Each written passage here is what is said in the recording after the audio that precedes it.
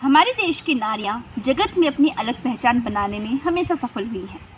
चाहे युद्ध का मैदान हो, खेल का मैदान हो या फिर अंतरिक्ष, हर जगह हमारे देश की बेटियों ने अपने नाम की अलग छाप जरूर छोड़ी है। अगर हम बात करें उत्तराखंड की, जी हाँ, उत्तराखंड के लिए हमेशा कहा जाता है कि उत्तराखंड की नारी सब पे भारी। तो आज हम आपके लिए एक ऐसी ही कहानी लेकर आए हैं, एक ऐसी नारी की कहानी जो आपको बताएगी कि उत्तराखंड की बेटियां क्या कुछ कर सकती हैं। बात उन दिनों की है जब दिल्ली मुगलों के अधीन थी। उस समय गढ़वाल पर महिपत शाह का राज था। महिपत शाह बहुत निडर और साहसी राजा थे। उन्होंने अपने शासनकाल में 3 बार तिब्बत पर आक्रमण किया और इसी वजह से उन्हें गौरभंजन नाम दिया गया था।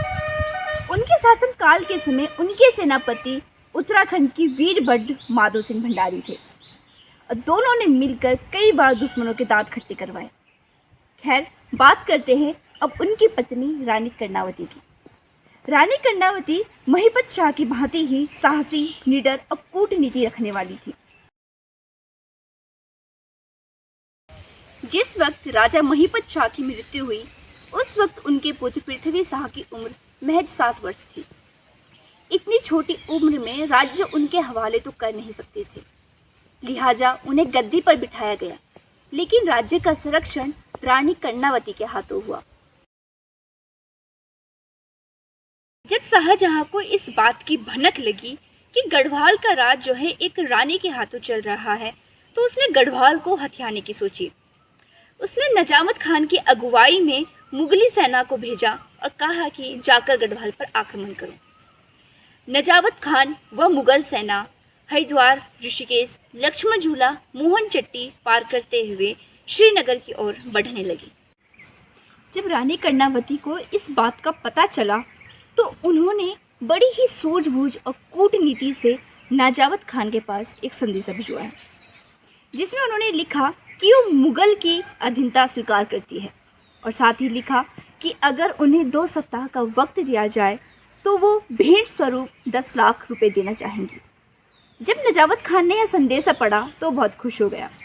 उन्होंने देखा कि बिना लड़ाई के ही वो गढ़वाल जीत चुके हैं। उन्होंने अपनी सेना पीछे हटा ली और वो डेरा जमा कर पैसों का इंतजार करने लगे। करीबन 1.5 महीने बाद रानी ने 1 लाख रुपए भिजवाए। इस बीच मुगल सेना की जो है रसद धीरे धीरे खत्म होना शुरू हो चुकी थी।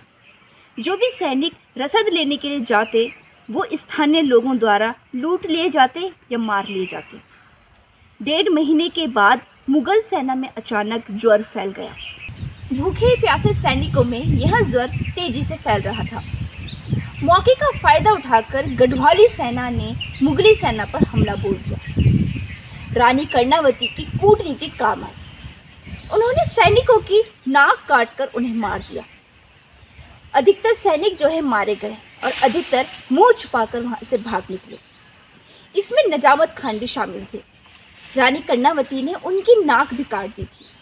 वे जैसे तैसे बच तो गए, मुंह छुपाते हुए कैसे तैसे करके वहां दिल्ली पहुंचे, लेकिन शर्मिंदगी के कारण उन्होंने खुद ही जान दे दी। रानी कर्णावती हमेशा अपने विद्रोही की नाक काटकर उन्हें सजा देती थी।